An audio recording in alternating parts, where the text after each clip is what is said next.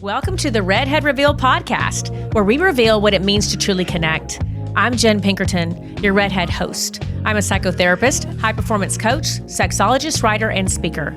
As a connection expert, I help people transform by exploring the root causes and beliefs and behaviors that hold them back. Let's talk about living a life where you thrive. Hi, welcome back to the REDHEADREVEAL podcast. I'm excited to talk about something today that is really something I emphasize in micro retreats that I offer, in individual therapy sessions. It's something that affects us all, I guess, and it's trauma responses. Now, those of you might think, do I even have trauma? Well, most people do. Most of us go through life having some sort of experience that overwhelmed our body's ability to cope at the time, and our body has that stored memory of it. And we will go into that trauma response when we are triggered, when we're activated, when something is really challenging for us. And this is really incorporated with our nervous system. It's how our body keeps the score. It's how our body remembers that we don't feel safe or something is traumatizing. And our brain, intellectually in that moment, does not. But emotionally, our body is feeling it. And there's 4 main trauma responses. And you might find that one of these you really resonate with. You might find that you do all 4. You might find you do a few. And when you can learn what it is about, learn how to understand how that feels in your body, and learn how to downregulate your nervous system from it, then you won't be triggered to that extreme anymore. You won't feel as though you're out of control anymore. And this goes aligned with the power and the pause that we've talked about. It goes aligned with understanding how to downregulate your nervous system and how to be so in tune with your body. And truly, this is just one of the most integral parts of healing. But I like to explain what trauma responses are and really work with you here so that you can identify what yours is. Now, personally, for me, I got a few, but we're going to start listing them off.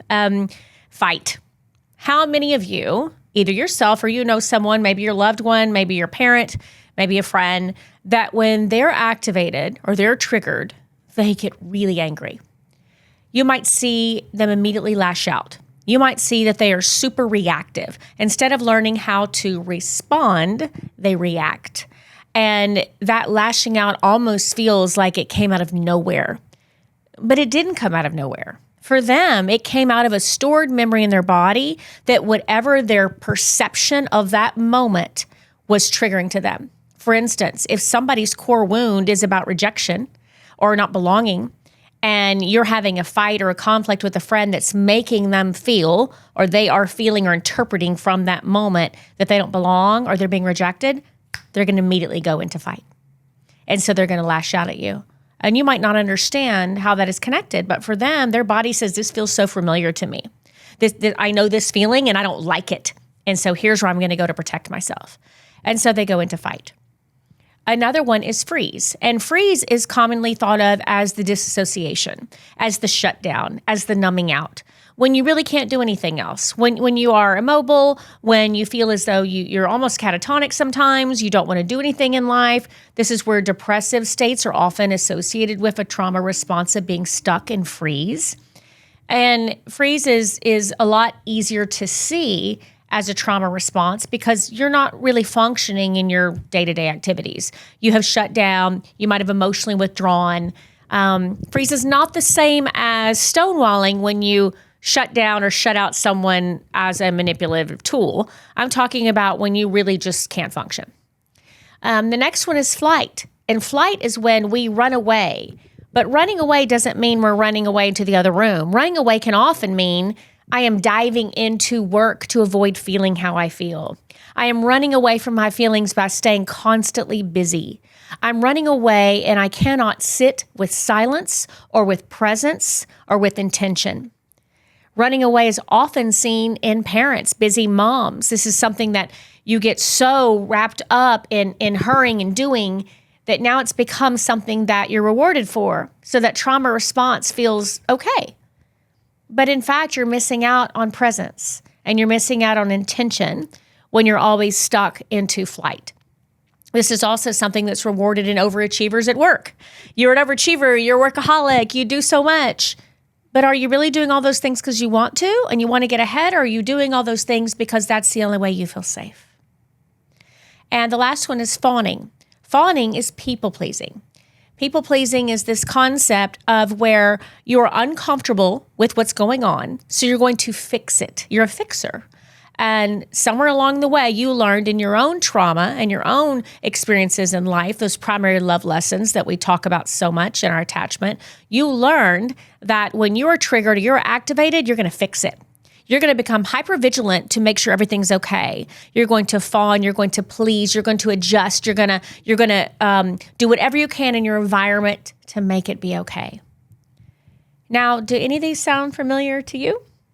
Because they do to me. And I'll be transparent here. I'm very vulnerable in this podcast because I feel like it's a time in which we can connect. And as a connection expert, I think my vulnerability is one of the best ways for us to do that. So hopefully you can have your own. I do maybe all four, three probably more than the other. But sometimes I can get really angry. If one of my core wounds is activated, one of my feelings of being maybe used, maybe being taken advantage of, then that core wound will be activated and I'll get into fight. If I'm feeling as though I'm overwhelmed and I have a core wound that is being activated, or some of my own trauma that's being activated, that's pain, I might go into flight. I might really busy myself in work, busy myself in a million projects and doing everything that I can to not feel. I might, very rarely, sometimes though, do freeze when I'm overwhelmed and I shut down, but that's not a go-to for me. But fawn is. I learned fawn at an early age, and I'll adjust and make things be okay. But all that adjusting is really nothing short of emotional gymnastics, and it comes at a great cost to yourself. When we start betraying who we are to make the environment or someone else feel okay, then that's at a great expense. And our body isn't going to let us get away with that too long. At some point, it's going to be a problem. It's going to bubble up. We can't shove all those feelings down. So I want you to think about these trauma responses and think about which one or how many of define you. Okay, so as you've thought about this for a second and you're trying to identify which one is you, I want to give you some more examples of what it can look like, because sometimes this is hard to figure out. And I think that if I can give you a broader brush, not just my own personal experience, because it shows up differently for everybody, maybe this will help. We're going to talk about fight. I want you to think about aggression. I want you to think about the person who is always ready to bow up, who is always ready for a fight, who will always say, you want a piece of me? Is that what you're going to do to me? Are you ready to fight this? Is this what you're going to do? Think about some of the words that have been said. Think about people in your life who you may know that this defines. Think about yourself. How often have you said, I'm never going to let somebody do that to me? How dare they? And you are in that moment. I'm never going to let someone take advantage of me. I'm never going to allow someone to get one over on me. Or just merely the idea of, I don't like what you're saying, so I'm going to lash out. I disagree with you, so I'm going to lash out. You've hit something close to home, so I'm going to lash out. People that show some hostility, aggressiveness. People that you can think of, or yourself, that you don't have any gentleness. You don't have a moment of pause. You don't have a moment of slowing down. You immediately go to anger. Sometimes these people are described as people that go from 0 to 100. They're fine 1 minute, and you say one wrong thing, and they're furious. That is almost always a trauma response. Now, almost always, of course, I'm leaving out disorders, personality disorders, other things like that. And I'm not going to deny that sometimes we have every right to be angry. But this is more about that this becomes your go-to. And we don't want any of these to be our go-to. Our go-to needs to be slowing down. Our go-to needs to be pausing. Our go-to needs to be learning how to respond and not react. Our go-to needs to look like no emotional dysregulation. In fact, leaning into being emotionally regulated regardless of what we're going through. That doesn't mean we're not going to cry. It doesn't mean we're not going to get angry. We're going to feel all of our feelings because that is imperative and crucial for us to be healthy humans. But there's a difference between feeling your feelings and then feeling out of control. And that fine line between those two places is what we're talking about. So if your trauma response is anger, maybe some of that resonated with you. Now, what if your trauma response is freeze? Let's go into that a little bit more. Freeze can look like, I'm so depressed, and the moment I get home from work, I've got to get in bed. The moment I'm done engaging with people, I got to lay down. It can look like doom scrolling on your phone, numbing out and just doing the scroll on TikTok and Instagram, Twitter, whatever, over and over and over again, X. It can look like I'm disengaged from the world. It can also look like I love to binge watch TV. Hey, I'm guilty. I like TV. I like to watch a good show. And that's not what I mean. I'm talking about you're using this as a mechanism, as a vehicle to avoid your feelings. Now, if you know that you can feel and you know that you can talk about your feelings and you're doing so regularly with people that matter in your life and you're going to binge out a show, awesome. But if you're not talking about your feelings, you're not engaging with other people, and you find that you shut out and shut down and you spend an entire weekend on the sofa, in bed, in the dark, watching shows, you're probably stuck in flight, If you can't remember a weekend where you got some sunshine, where you did something for your body, where you did something for your emotional and mental well-being, when you didn't do anything that you found joyful and fun, that's something to consider if you're stuck in flight. Because people in flight can get up and go to work sometimes. They can be highly functioning during their day when they know they have to pay their bills, to take care of their children. But it's about the moment that they don't have to be doing one of those things. They don't actually do anything else for themselves. They shut down and they're frozen. Okay? Flight is another one. And flight is, I'm guilty of flight. Flight looks like, I don't want to sit and feel this. This is too big for me. I'm overwhelmed. I can't feel it. And I want to move on. So think about somebody that never talks about their feelings, but they're so busy. Or somebody that says everything's great. Life is good. I'm fine. My life looks wonderful. I love my career. I'm so busy. I've got 5 companies. I'm doing so many things, Or I'm in school and I'm working 3 jobs, and maybe you didn't have to do all that. Maybe you're just always on the quest for doing something because you don't want to sit with your feelings. And maybe you don't know. Maybe you're hearing me say this. You're like, I have no idea. Okay, then let's test it. What if you actually said, I'm going to sit with my feelings for a minute? I know I have a million things to do. My to-do list is a mile long, but I'm choosing to sit for a second to see if I can actually tap into what am I feeling about something that is conflicting for me, something that is heavy for me. And if you can't do that, you might be stuck in flight. The next one, fawning. Fawning is this idea of maybe you can't say no. Maybe when someone asks you to do something, immediately you might feel nervous and you don't know how to say, I'm not interested, or that doesn't work for me, or I'm not comfortable with that. Those beautiful boundary statements I love so much.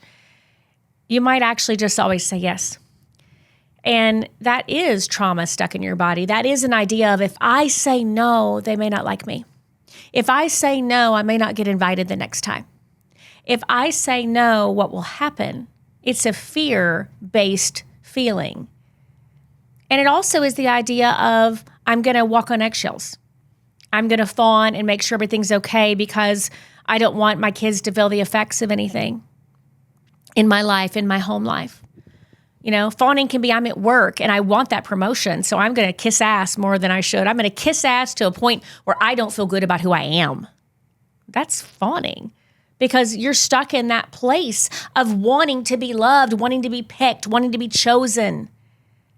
If you have a core wound of not being good enough, you had something happen in your life where you didn't feel good enough or you didn't feel seen. You may have had amazing parents who did the very best they could with what they had.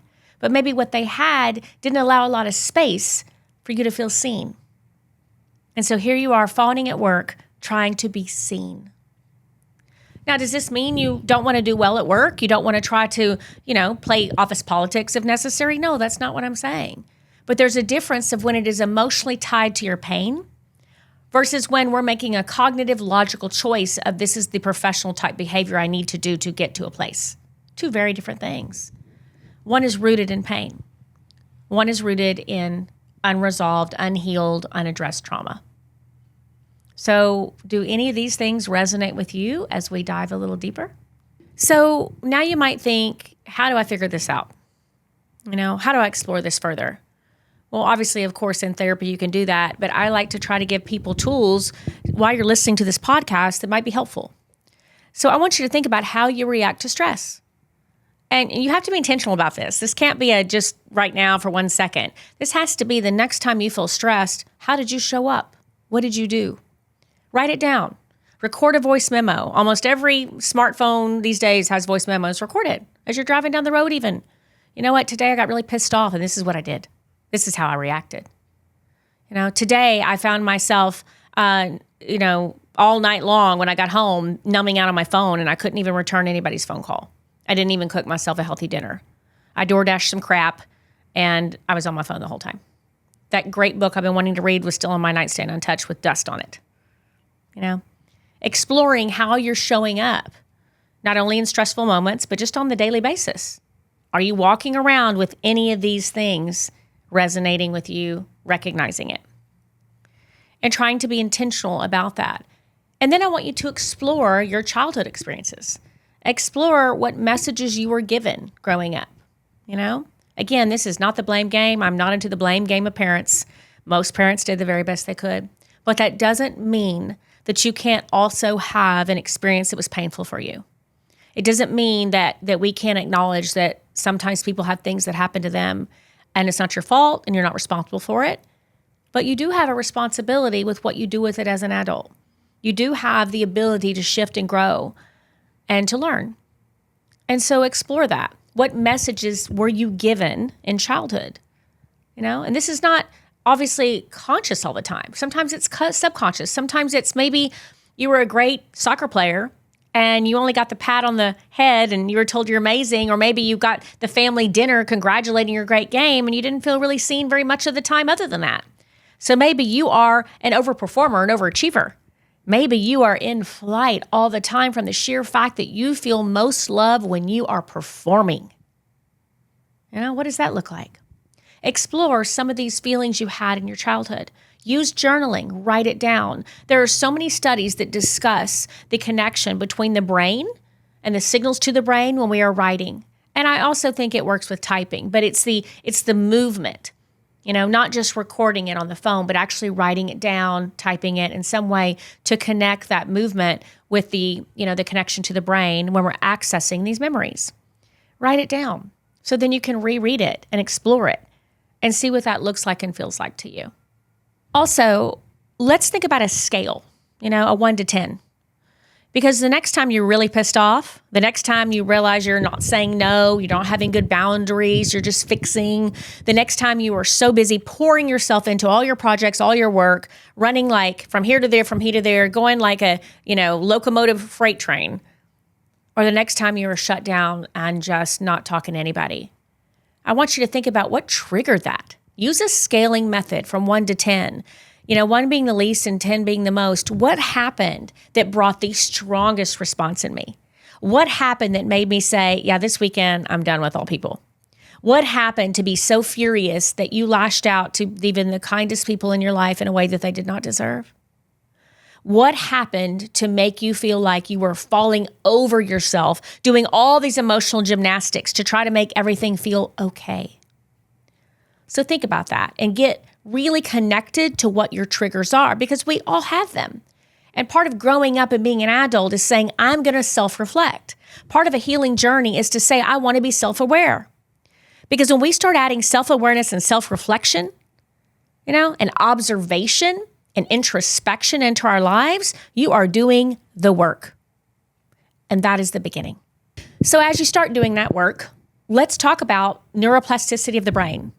We are so lucky that we have this amazing brain because we have the ability to build a new neural pathway in our brain all the time, meaning that we can learn new things, meaning that we do not have to stay stuck.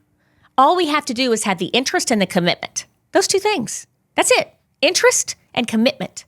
To say, I'm curious and I want to see this through. I'm curious to learn and grow. I'm going to be committed and I'm going to have some perseverance to the process because it's probably going to be a little bit uncomfortable. But I can do that. I have those skills. I can do that. I'm making a choice about my life and how I want to live and how I want to show up, especially if you don't want to do it for yourself, especially for the people that you love. So I want you to recognize neuroplasticity and know that there is hope. I want you to think about the fact that any emotion you feel is really about 90 seconds. And everything you're feeling after that is a memory, a feeling, a narrative that you're attributing to it. That's not the actual emotion in the moment anymore after 90 seconds. That's what you're adding to it. That's what you're naming it. That's what it's become to you. And that's where you're taking it. So think about that difference in how our brains work. Think about that you have that ability. And then what can we do about that? Once we realize we actually can change, science tells us that we can change, then what do we do about it? Incorporate somatic aspects to your life. Things like meditation, things like journaling, things that connect your body, yoga, anything that's about your wellness path. I love to hear people that start doing cold plunges, that start, doing hot and cold contrast therapy, that want to take walks, that want to do yoga, that want to meditate, that want to breathe. Just learning breath work can be life-changing. And then think about modalities you can work on in therapy. EMDR is a gold standard for trauma. Maybe using that. Working with a therapist about IFS. I offer IFS to all my clients. Being able to understand what our parts are. Understanding the shadow parts of ourselves, the parts of ourselves that hurt, that are dark, that don't feel good. You can heal that. We can do shadow work. You can do parts work. Recognizing there's so many other modalities and things that might speak to you personally. Do some research or go talk to a therapist about it all. Have a consult. Understanding that you have so many choices of things you can do. And in addition, you can do so much on your own. You can read, you can learn, you can educate. You can listen to these kind of podcasts just like mine. And there's also plenty other ones that are awesome. You can read books, There are so many tools that are accessible to everyone that, in my opinion, everybody has the capability and ability to heal. The old adage of I can't afford therapy just doesn't apply anymore because your iPhone has got a podcast app right there on it, And there's so many free resources. You could go on the internet as well and Google, hey, how do I work on myself? How do I deal with my trauma responses? How do I affect my pain? And I'm not saying Google's the answer to everything or ChatGPT is the answer to everything, but it's a start. It's a start to start asking questions. It's a way to start being more curious. And I want everyone to incorporate everything that's available. I'm not one of those therapists that thinks that therapy is the only answer. But what I do think is that everybody has to do the work. In some way, shape, or form, everybody has to do the work if you want to live a life where you are thriving. And people who say, I don't believe in therapy, okay, but do you believe in growing? Because there's other ways to do that. But if there's people in your life who don't want to grow, that's a pretty big sign. And if you are looking at yourself and saying, I don't want to grow, that's a pretty big sign. What does that mean? And what does that mean for you? And what does that mean for how you're going to show up in the world? We cannot escape things that have happened to us. It's just a fact. Some people have little t trauma and some people have big T trauma. But we're not going to sit here and compare it because it all hurts and it's all pain and it all can affect us and show up every day in our life. So understanding these trauma responses and starting to make concerted efforts in a diligent way to say, I want to address some of these, that's kind of the sweet spot of where I think healing begins. Okay, so the key takeaway I want you to have in all this is to start to reflect. But I want you to reflect with compassion. I want you to recognize that how we talk to ourselves is so important and we believe what we tell ourselves. So if you tell yourself, oh my God, I just lashed out again. I acted like an asshole to somebody. I can't believe I did that. I'm stuck in my fight again and this is hopeless. Well, that's not going to get you anywhere. But what if instead it could look like, I lashed out. And I didn't want to do that. And I'm going to tell the person that I'm sorry and be accountable for that. Tell them I'm going to work on it. Tell them I'm interested in trying to shift and grow. And then do that work. Start learning, start reflecting. But have that self-compassion for yourself because this is a big shift. Until you start to think about it, most people go in the world stuck in one of those four or all of them and have no recollection or even understanding of what they are doing. In fact, most people who are reactive instead of responsive blame everyone else. And so that's kind of the biggest takeaway I want you to think about is, do you want to be somebody that blames everybody else? Or do you want to be somebody that says, you know what, I have done the work, I'm self-reflective, I'm facing my fears, I'm facing my pain, and I'm going to be the best version of myself and be the person I was born to be. So I'm going to leave you with that. We're going to shift into the questions now because we got a lot of Ask Jen moments. So let's see what Ashley can hit me with right now. So what do you have, Ashley, that I can answer? How do I know if my reactions are trauma responses or just my personality? Well, I often think that our personality is nothing short than our collection of all of our trauma responses, meaning that our personality is what we experience. It is what we're coming up with. So I kind of think they're one and the same in that way. I don't think we get to excuse ourselves and say, oh, I'm just one of those people that are prone to anger. No, you're prone to anger because fight is your trauma response. And when someone pisses you off, it triggers a core wound that you've never addressed. And that's why you're in fight. So I don't really think that question applies in that way. I think that they're one and the same. I think that you just recognize and ask yourself this question. Am I reactive? Am I a fixer? Am I shutting down? Or am I diving into anything and everything but what I need to be feeling? Okay. Next one. When I'm anxious, I feel the urge to run away, whether it's leaving a job, a relationship, or just avoiding hard conversations. How do I work through this? And that is flight. That's the kind of flight where you're not pouring into something, you're just wanting to be done. You're just escaping. And, that is where you have to really do some work to see what feelings are coming up for you when that happens. When you want to run away, what is the feeling? Like, get to that root cause, the root causation of what does that feel like to me? And then how is that familiar? When did I ever feel that before? Do I remember a time when I was younger that I felt the same way? Is there something of this that I can connect the dots, that I can recognize, wow, that makes sense to me that I do this? And maybe it's not childhood. Maybe it's your first relationship. Maybe it's your first job when you were in a situation and, you have some trauma from that experience. Maybe you were laughed at. And maybe that being laughed at goes back a long way that you've never thought about. So there is a connection on all of it. Okay, last one. I get really angry when I feel criticized, even if it's small. Could this be related to trauma, and how do I manage my reaction? How about 100 million%? I'm going to say that, criticism is one of the big ones. Because did you grow up in an overly critical household? Or did you just grow up with a parent who loved to gossip? Did you grow up with a parent who put down people, who talked about somebody's body or the way they acted or the clothes they wore? If you grew up in a critical household, you will have a pretty common path to being a critical adult. And what does that look like for you? What was that origin point? This doesn't mean that parent that might have been overly critical was meaning to do something wrong. They learned that from somewhere too. And oftentimes our own insecurities get in the way with criticism, our own feelings. Oftentimes our feelings of not belonging or not being enough can also tie into that. But criticism is a big red flag. If you find that you're doing that, that's something that you need to focus on. Because I assure you that's not who you want to be. That's not how you want to show up. And it feels so good to not be that person. But it might be all you know. So yeah, I'm so glad you asked that, because that is definitely some work to be done. And that's something that is rather easy to attribute that to, because it is a learned response, a modeling that you got from somewhere. Okay, next one. Was that it? All right, well then, thank you for joining me today on this episode of the Redhead Reveal podcast. Please like and follow and share. It means so much to me. Comment, if you're on YouTube, comment, give me some comments. But I need these followers. It makes a big difference for me and all my algorithms and everything else and all the stuff that I don't even want to understand how it works. But please follow me and like and share. Thanks so much. Best and rest.